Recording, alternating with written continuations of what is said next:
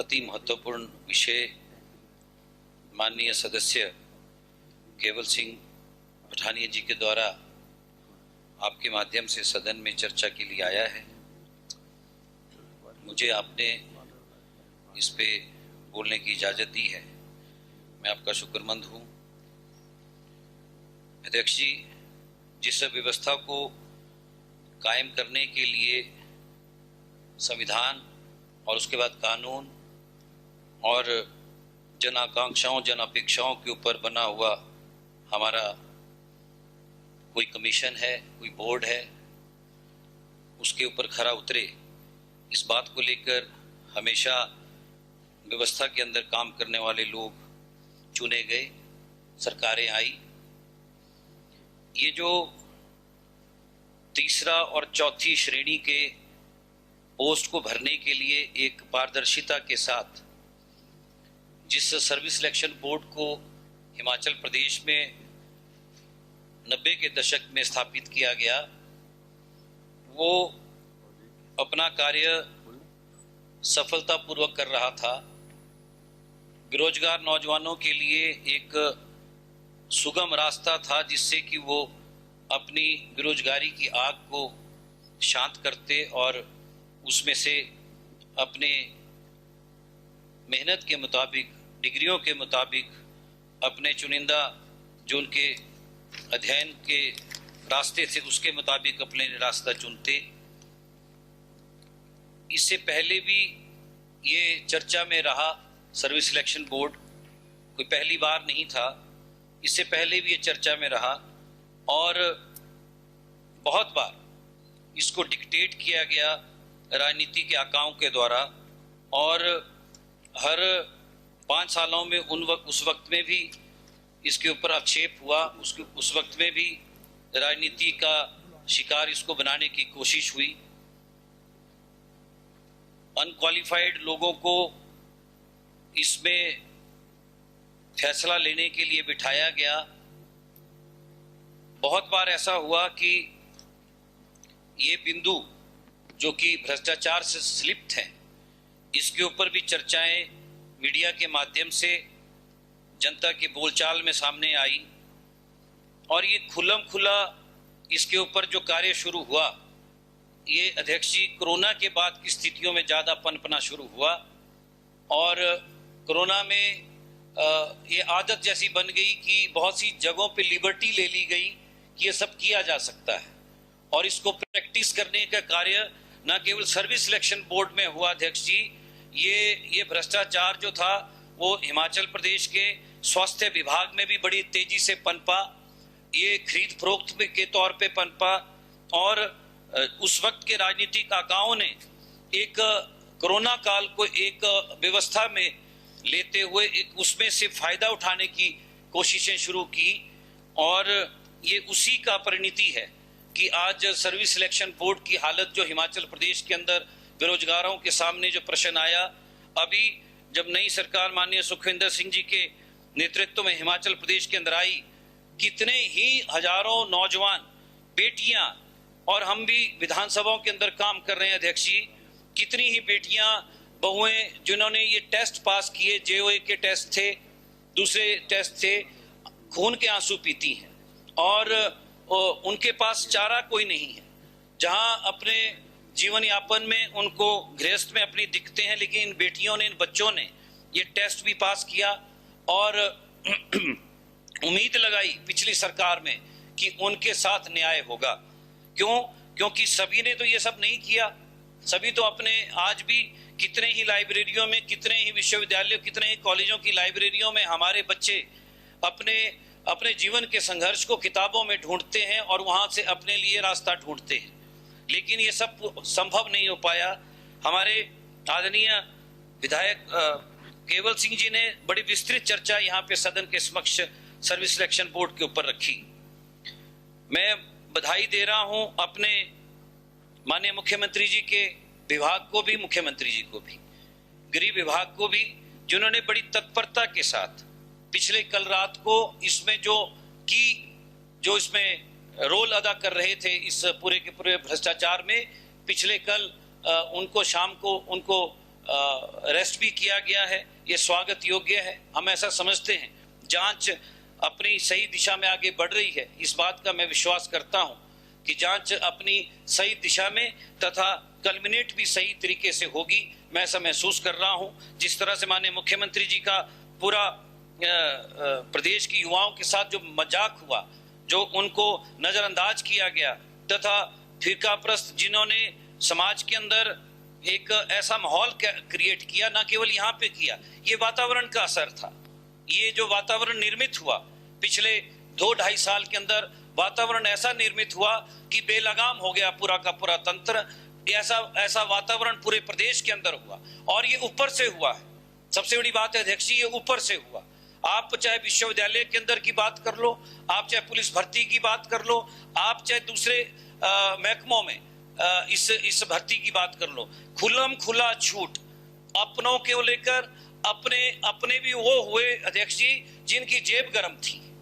अपने अगर वो पात्र होते जो कि उसके नजदीक पहुंच रहे होते तब तो हम बात मान लेते, लेकिन जिनकी जेबें गर्म थी और जो जिनकी इतनी बड़ी हैसियत हो गई कि वो रात के अंधेरों में और दिन के उजालों में जेबें गर्म कर सकते थे हुकूमत करने वालों की या उनके एजेंटों की, उनके लिए दरवाजे खोल दिए गए, पूरी तरह से दरवाजे खोल दिए गए।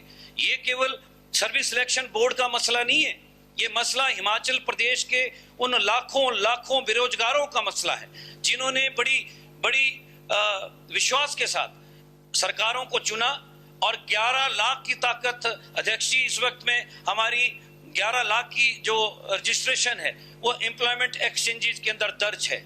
और एम्प्लॉयमेंट एक्सचेंजेस के अंदर जो 11 लाख दर्ज हैं वो ऐसा महसूस करते हैं कि हिमाचल प्रदेश की सरकार, चाहे वो पीछे की थी, चाहे मौजूदा समय में सुखविंदर सिंह सुक्खू जी की सरकार है, उनकी उम्मीदें हैं। उनकी उम्मीदें क्यों ना हो? लोकतंत्र में विश्वास करने वाला हमारा मुल्क है। महात्मा गांधी, जवाहरलाल नेहरू जैसे शख्सियतों ने इस मुल्क को, संविधान को समर्पित करके इस मुल्क के अंदर विश्वास जगाया, फिरकाप्रस्ती को पीछे धकेला, धर्म, जाति, भाषा के नाम पर लड़ने वाली ताकतों को पीछे धकेला। और जो ताकत आज आई है हमारे सामने, वो ताकत है जो संविधान के ऊपर विश्वास रखती है, जो कानून के राज को और मजबूत करना चाहती है। हम भी उसी श्रृंखला में इस विधानसभा के सदन में पहुंचे हैं। हम नहीं महसूस करते ऐसा कि हिमाचल प्रदेश के उन बेरोजगार नौजवानों को, जिनकी जुबान केवल चुनाव के वक्त में बैलेट के ऊपर अंकित होती है, हम उनको नजरअंदाज करें। और ये सहने लायक स्थितियां नहीं हो सकती कि एक दफ्तर के अंदर अध्यक्ष जी, मजेदार बात क्या है? मजेदार बात ये है कि ये पोस्ट कोरोना में ये माहौल क्रिएट किया गया। आप मंडी का ले लो, मंडी विश्वविद्यालय की बात कर लो, वहां पर भी यही सब हुआ। एक हल्के से जिसको मंडी बताया जा रहा है, एक हल्के से सारे के सारे बेरोजगार नौजवानों को वहां पे डाल दिया गया।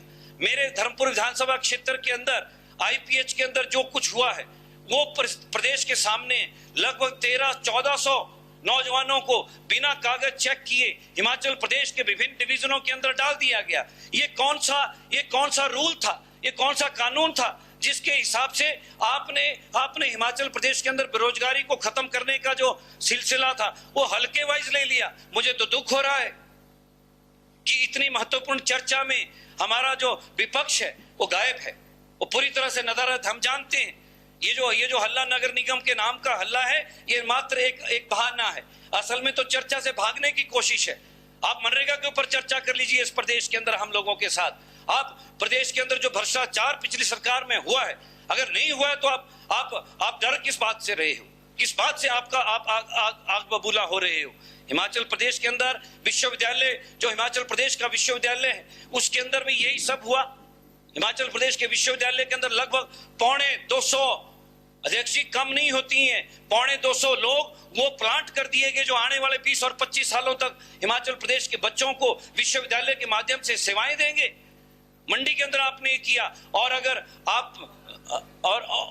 अगर मैं कहूं केंद्रीय विद्यालय धर्मशाला, ये तो मजाक बन गया है। केंद्रीय विद्यालय धर्मशाला को एक खुली छूट के तहत एक बार इसकी पूरी की पूरी प्रणाली के ऊपर अगर चर्चा कर ले हाउस, और उसके बाद इसकी जांच हो, अध्यक्ष जी, इस विश्वविद्यालय के ऊपर संकट आएगा। इस विश्वविद्यालय के ऊपर संकट। और एक बात और कहूं, एक ऐसा सिलसिला चला जो केंद्रीय विद्यालय कि विश्वविद्यालय धर्मशाला में है, वो समय के साथ जब जरूरत पड़ती है उसको सरदार पटेल विश्वविद्यालय के अंदर जब भर्ती हो रही होती है उसमें उन लोगों को भेज दिया जाता है। उन्हीं लोगों को हिमाचल प्रदेश विश्वविद्यालय के अंदर जो भर्तियां होती हैं उन्हीं लोगों को वहां पर डाल दिया जाता है। एक रूट तैयार किया गया, एक रूट बनाया गया जिससे कि भ्रष्टाचार ऊपर से अच्छा बढ़िया नजर आता रहे कि जनता को हम बहुत अच्छा रिजल्ट दे रहे हैं, और अंदर एक ऐसी विचारधारा को डालने की हिमाचल प्रदेश के अंदर कोशिश हुई है। और कांग्रेस की जो हमारी विचारधारा है, राष्ट्रीय स्तर से लेकर प्रदेश के और नीचे ग्रामीण स्तर तक, कहीं पर भी इस तरह का भाई भतीजावाद नहीं किया जाता, कहीं पर भी इस तरह से एक विचारधारा को प्लांट नहीं किया जाता। लेकिन आप क्या कर रहे थे जिस वक्त में सर्विस सिलेक्शन बोर्ड की बात अगर करें, जहां पर ये केंद्र है इस बहस का, जिसका प्रश्न आज सदन के समक्ष है, सबसे बड़ी बात तो ये हुई कि डेलिबरेटली, इंटेलिजेंटली, चालाकी के साथ जो एक गुप्त एक जो ब्रांच होती है जिसमें ये सब कुछ किया जाता है, उस ब्रांच से सभी अधिकारियों को, सभी कर्मचारियों को हटा दिया गया। अध्यक्ष जी, हैरानी की बात है कि सचिव और जो कि 2-3 और वहां पर इसमें एफआईआर के अंदर आए हैं, इन्होंने अपने पीएन को, अपने ड्राइवर को, उनको ही इन्होंने उस सीक्रेसी ब्रांच का इंचार्ज बना दिया। हैरानी की बात ये देखिए, हैरानी की बात ये देखिए, ये गंभीर है कि आपका ड्राइवर, जो सेक्रेटरी है उसका ड्राइवर और जो वहां पर पीएन है, वो उनको सीक्रेसी ब्रांच की चौकीदारी दे दी गई, और बाकी पूरे के पूरे जो व्यवस्था का हिस्सा हुआ करते थे जो कर्मचारी अधिकारी लोग, उनको वहां से हटा दिया गया। और ये एक दिन में नहीं हुआ अध्यक्ष जी, ये लगातार होता रहा, ये लगातार बदस्तूर ये चलता रहा। और ये पता था, ये सुगबगाहट मुख्यमंत्री कार्यालय तक थी, ये मंत्रियों को पता था, ये हमीरपुर के तथाकथित जो उस वक्त के वहां के रूलिंग के नेता थे, उन सबको पता था ये सब हो रहा है।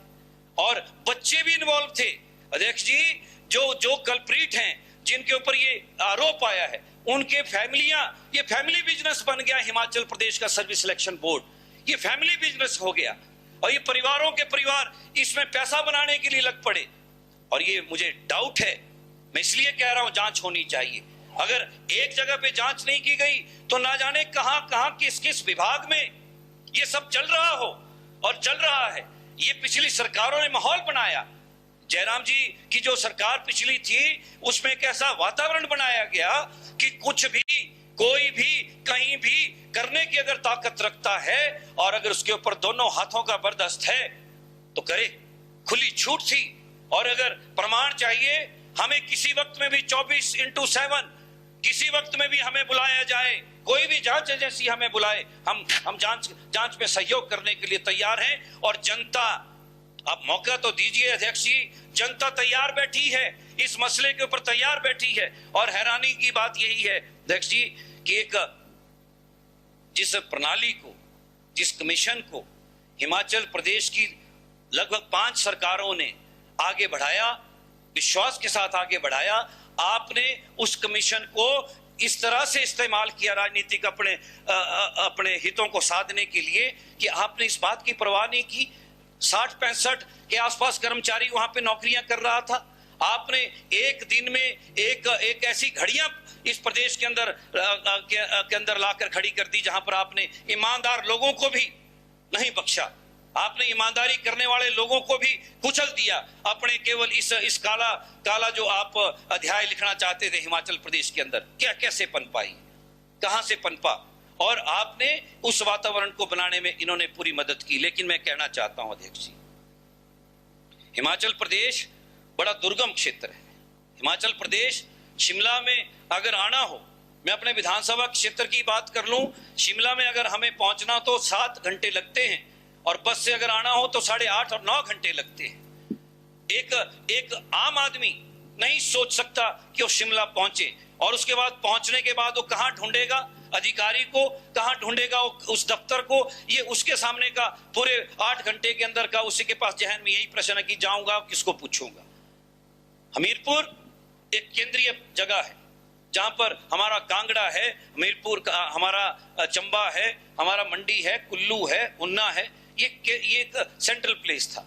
मैं अध्यक्ष जी इस बात को बड़ा जोर तरीके से कहना चाहता हूं, हमने गलती पकड़ ली है।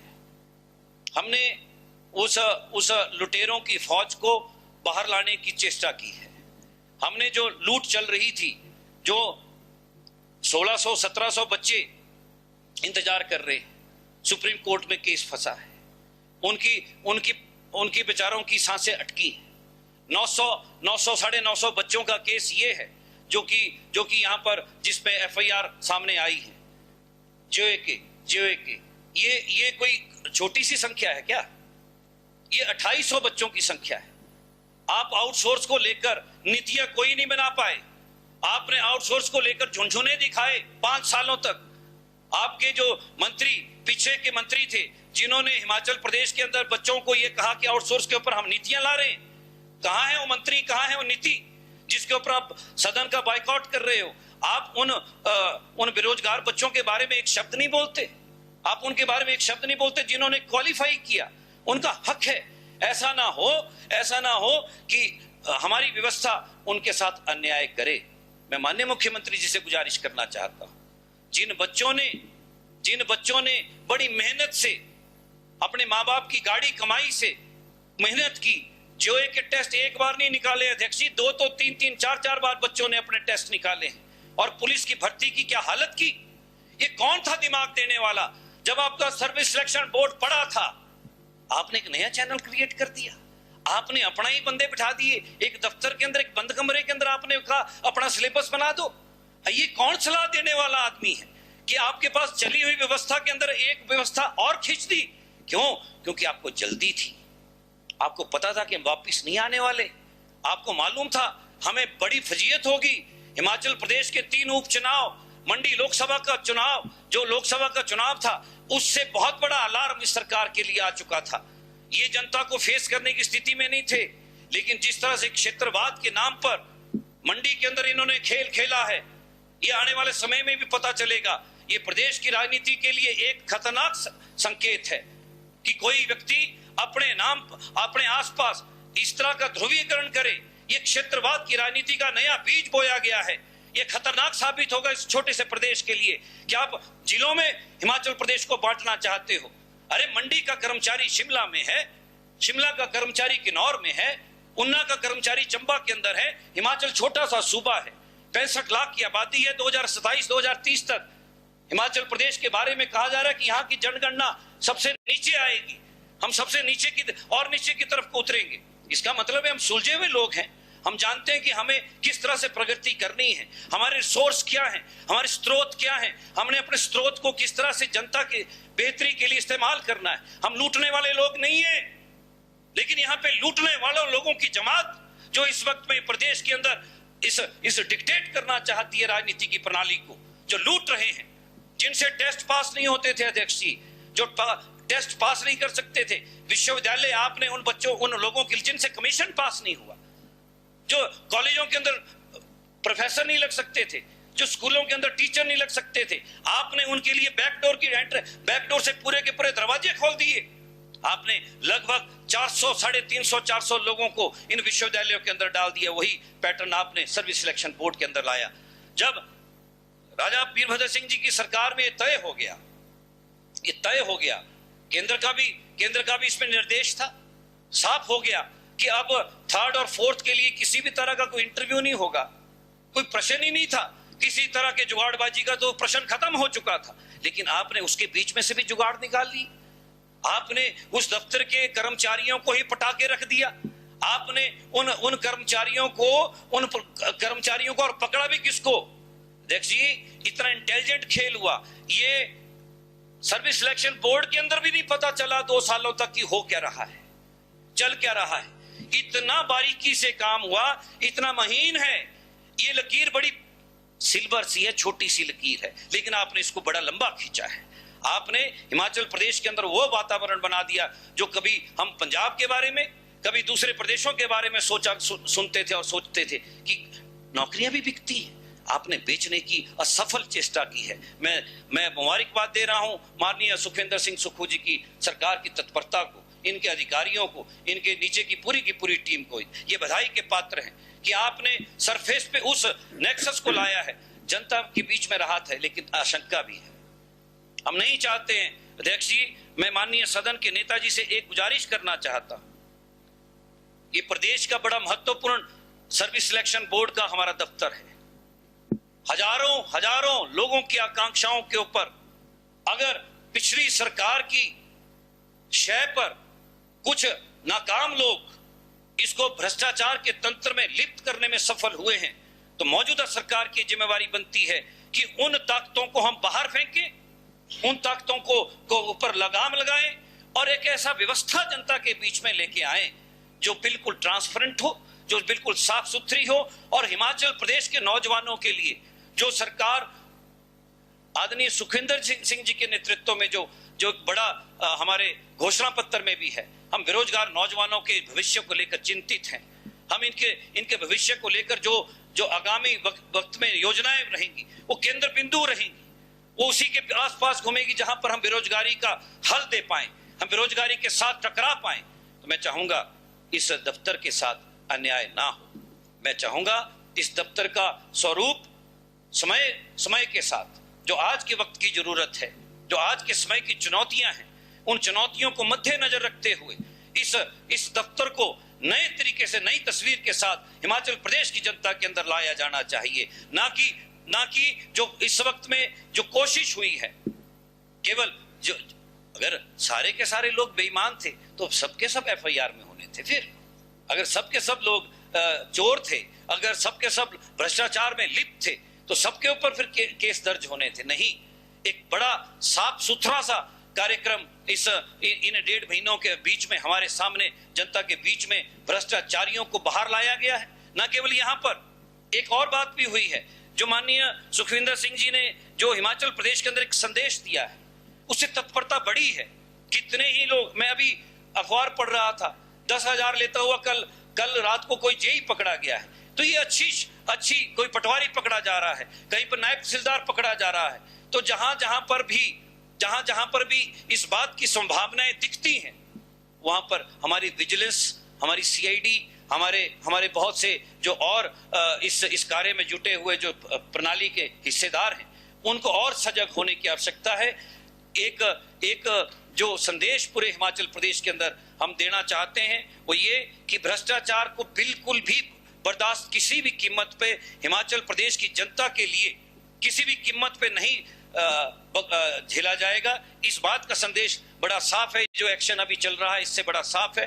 दूसरा, प्रदेश के अंदर जो अति महत्वपूर्ण सर्विस सिलेक्शन बोर्ड का जो हमारा बोर्ड का जो कार्य था, उसको लेकर जो संदेह पैदा हुए हैं, जो डाउट्स आए हैं, जो उसको लेकर जो चर्चाएं इस वक्त में जो चौराहों पे है, जो चर्चाएं हमारी दुकानों में है, उसका भी माननीय मुख्यमंत्री जी से गुजारिश करना चाहता हूं। वो ये कि जनता के बीच में गलत तरह से जो तस्वीर पेश करने की कोशिश वो लोग कर रहे हैं, जो इस वक्त में बहस से भागते हैं, वो लोग जो इस वक्त में प्रदेश के अंदर अपने आप को सही जनपक्ष का हिमायती होने की तस्वीर पेश कर रहे हैं, उनको समझना चाहिए इस बात को कि बहस से ना भागें।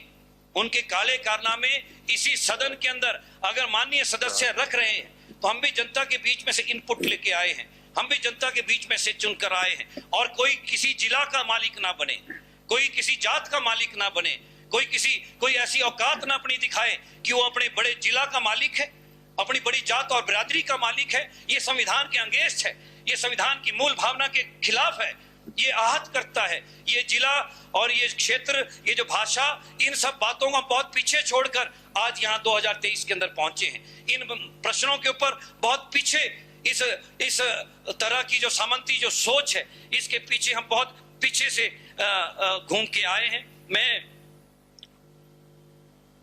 लंबी बात ना कहूं, क्योंकि बहुत से और भी हमारे मित्र इस पे बोलने वाले हैं।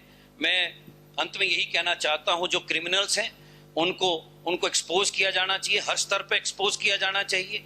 और जो ऑनेस्ट लोग हैं उनको हरास ना किया जाए, उनके साथ गलत ना हो, उनको उनकी जो ड्यू रिस्पेक्ट है, जो उनकी नौकरी का जो भी बनता है उनको उस तरह से एडजस्ट किया जाए, और समय रहते ये जो बोर्ड जा रहा है इसकी जगह पर कोई सही, उपयुक्त और सही सिस्टम जनता के बीच में लाया जाना चाहिए।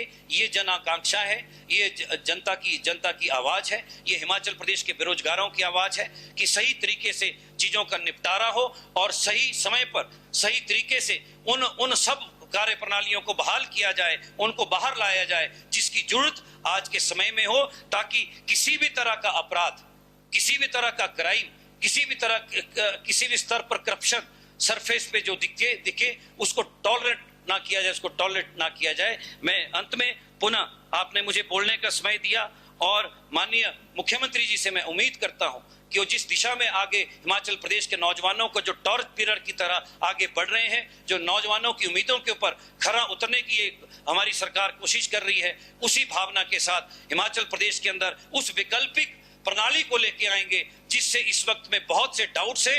और अंत में एक बात और, ये जो जेओए के बच्चे हैं इनके साथ भी न्याय हो जाए, और ये जो कंट्रोवर्शियल जो 15, 20, 25, 50 जितने भी वो ज्यादा हमारी इन्वेस्टिगेशन करने वाली एजेंसियों को पता है, उनको साइड में करके इन बच्चों के लिए रास्ता निकाला जाए, और सुप्रीम कोर्ट में भी इन बच्चों का पक्ष जो है सरकार बड़ी मजबूती से रखे।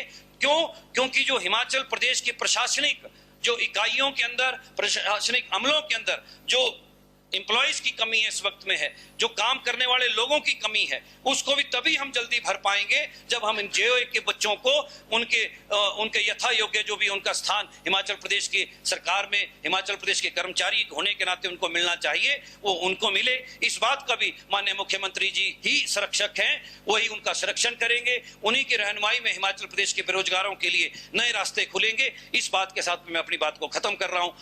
आपने मुझे समय दिया, अध्यक्ष जी आपका बहुत बहुत धन्यवाद। हमसे जुड़े रहने के लिए हमारे YouTube चैनल को सब्सक्राइब करें और नई वीडियो की नोटिफिकेशन के लिए बेल आइकॉन को दबाएं। अगर आप ये वीडियो Facebook पर देख रहे हैं तो लाइक जरूर करें और ज्यादा से ज्यादा शेयर करें। इसी तरह के और भी अपडेट्स के लिए फॉलो करें हमारा Instagram पेज himachal.kesri।